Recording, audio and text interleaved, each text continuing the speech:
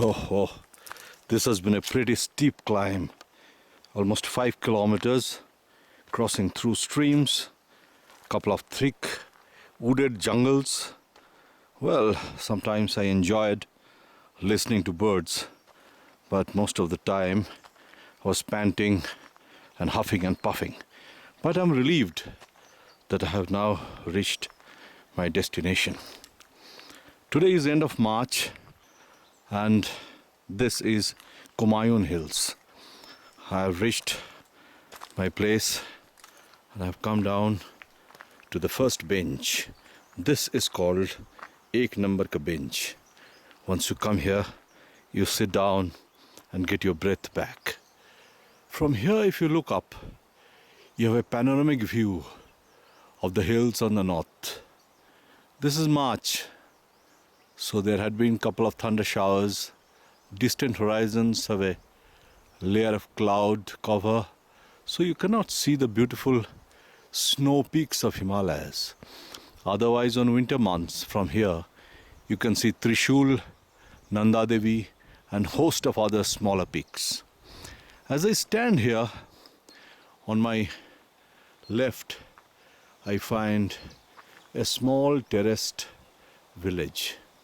This small village is called Kankhera. They have deforested the place.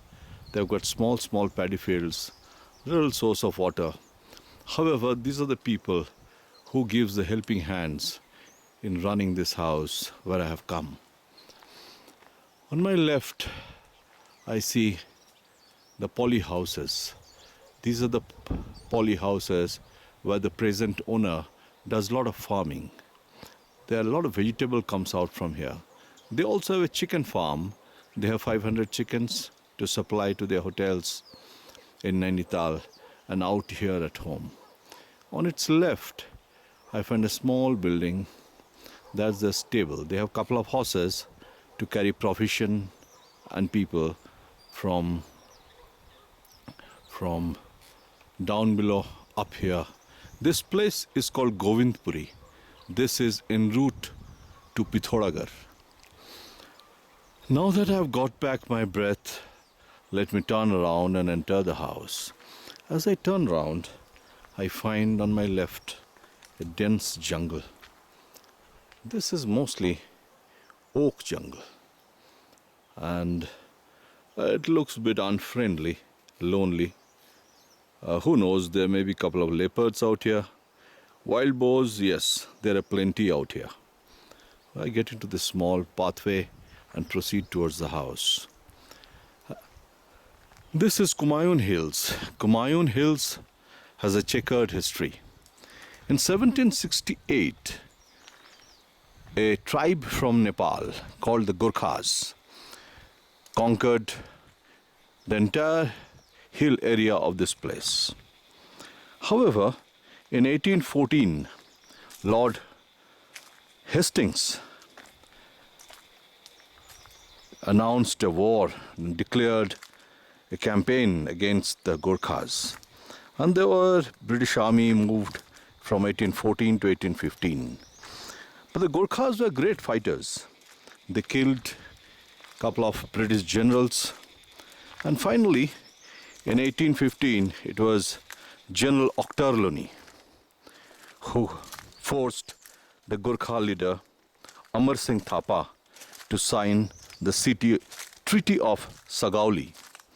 Under this Treaty of Sagauli, in 1816, the district of Garhwal and Kumaun came under the British. Very soon, just within 50 years, the Britishers started coming up here. The British Army was already there. That's the time when a British family came up in this place. They were known as Stifel. The first person who came here was around 1870, Henry William Stifel. He came here, got a piece of land, and he started agricultural business. All he did was he was making jam, jelly, potato, apricot, and supplying it to British Army. and surplus he was sending it to back home. They have started a small little bungalow out here. This bungalow has changed. Today when I enter, I find the old nameplate still exists. The old nameplate stays. The house is called The Sanctuary. The name of the owner, Kenneth and Dorothy Stiefel. However, Kenneth was the last of the owner, and he was the fifth in the generation.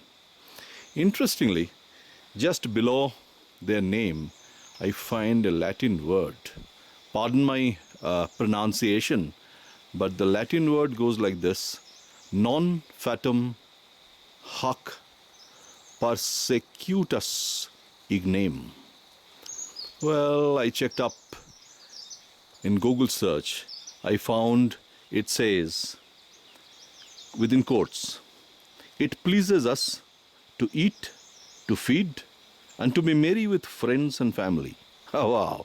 Beautifully said. Beautifully said. This is the gate of the house. Incidentally, the present owners are no exception. They would love to have all of you out here. That, of course, if you can withstand a 5 kilometers of steep climb. As I enter this house, on my left, I see the jungle, thickly wooded oak tree jungle. I keep quiet for a while to let you hear the sound of the jungle, the cricket, the buzzing of the cricket, and the sound of the wind.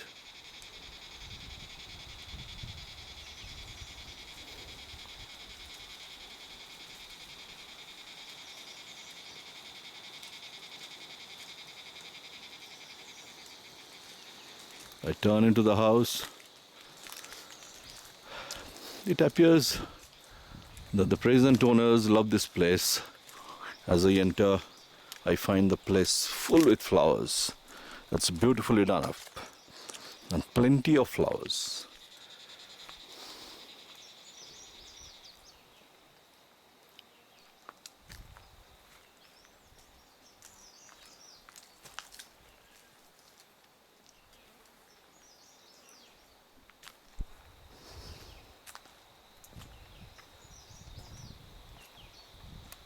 This is the archway of the main entrance of the house, which is known as the sanctuary.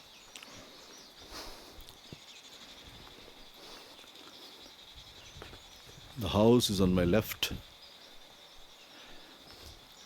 I'm overwhelmed by the blooming flowers everywhere. Every bit of the place is full with flowers.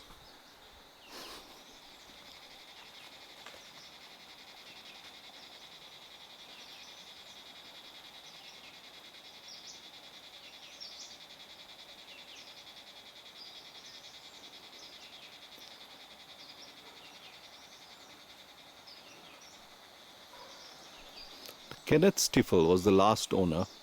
Subsequently, his widow continued staying here for a while, till the time she found it difficult to continue in this far-off place, which had very little medical facilities. So she sold it to the Indian owner. The Indian owner seems to have kept this place in its old British form. As I enter, I find this is the old sanctuary building.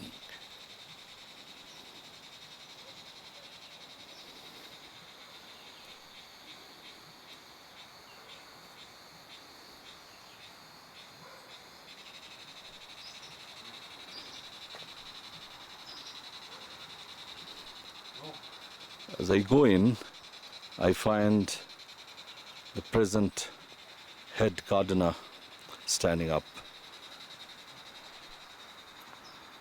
Let's have a word with him. आपका नाम बताइए। चंद्रवल्लभ जी, कितना साल हो गया यहाँ पे? सन 85 से आया। 85 से आया है। हाँ। अच्छा, गार्डन तो डेली इम्प्रूव कर रहा होगा? हाँ Every day the garden is improving. आप रहते किधर है? मेरा 1 किलोमीटर आगे घर है खो- पास में गाँव पास में गांव में घर है? हाँ वेरी गुड. ठीक है. बहुत अच्छा किया है. Lot of good flowers all around. Very good job. Thank you, Chandravallabh ji. This is the old house of the steeple called Sanctuary. As I enter the courtyard of this house, I find there's a lawn and again flowers and flowers all over.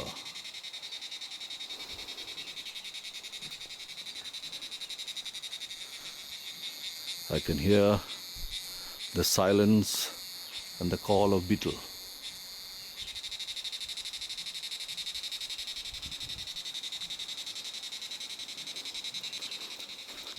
Next to the main house, this was constructed later as a guest house.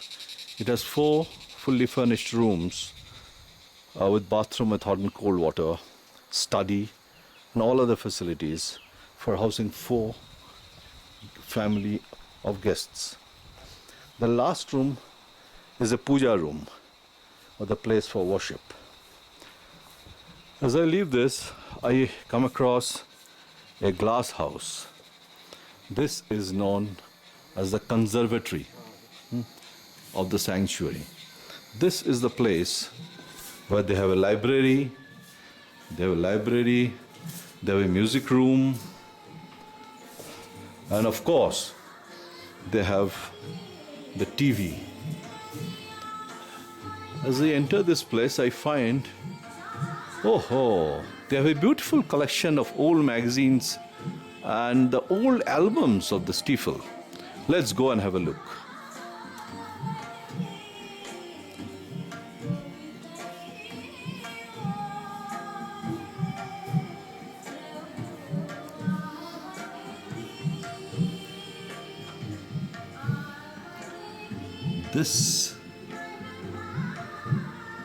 This is the old man.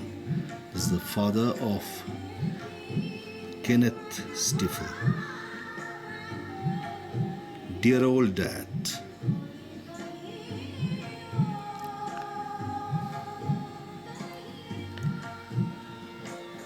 This is the first attempt of the steeple to make the house. This is the old Jilling. This is the building where they initially moved in and started their farming.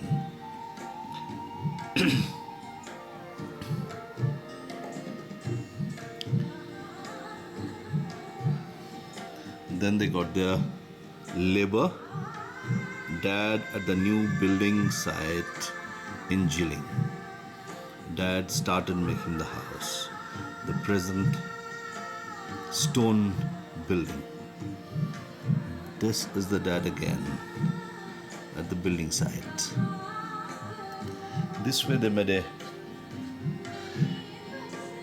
stone building on an open air, and just a piece of plain lands, they carved it out, a dwelling for themselves.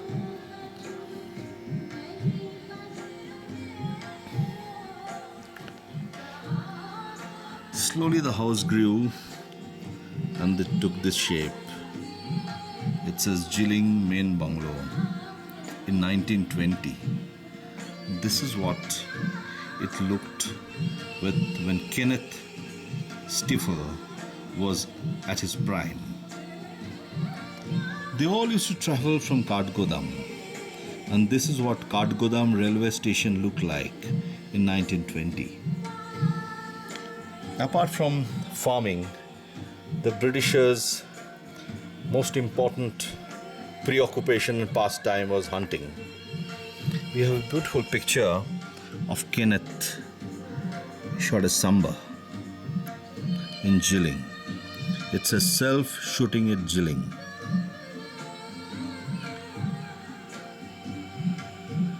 This place also had plenty of panthers. This is a beautiful picture of panther in front of the Jilling house. This is the prison building. This is Dorothy. Killed a couple of birds. Apart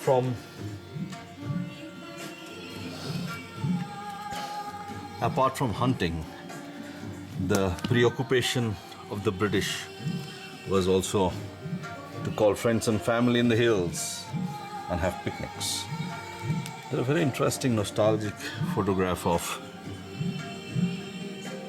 hunting a bear, and this is a Kenneth on the left,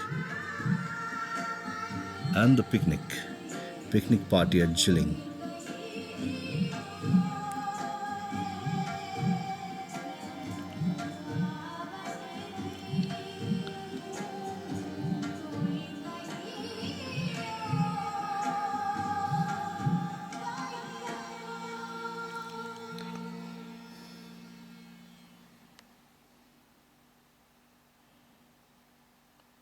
As I finish seeing this beautifully nostalgic album, very well kept by the present owner, I have a look at the library. The library is very well stocked with magazines and books, and I'm sure even for an enthusiast reader, it'll take a couple of weeks to really go through and a couple of months to finish off reading all this. What I liked was a beautiful collection on Himalayan flora and fauna.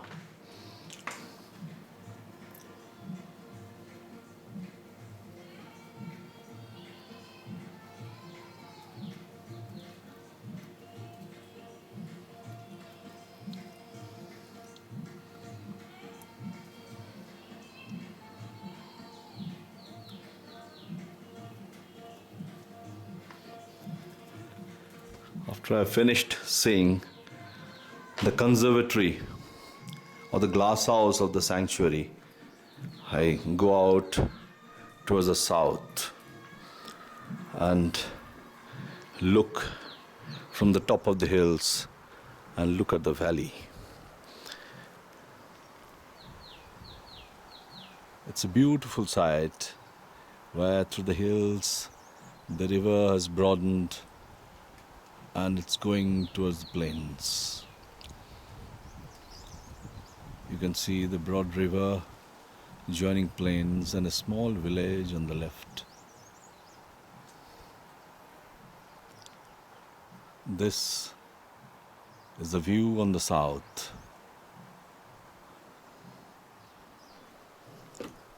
I travel further to find how other places looks like all around this house.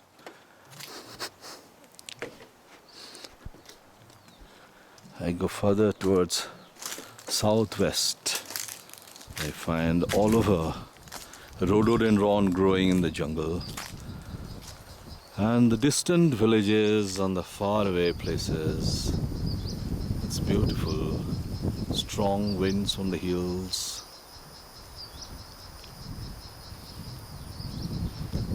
Blooming rhododendron all over.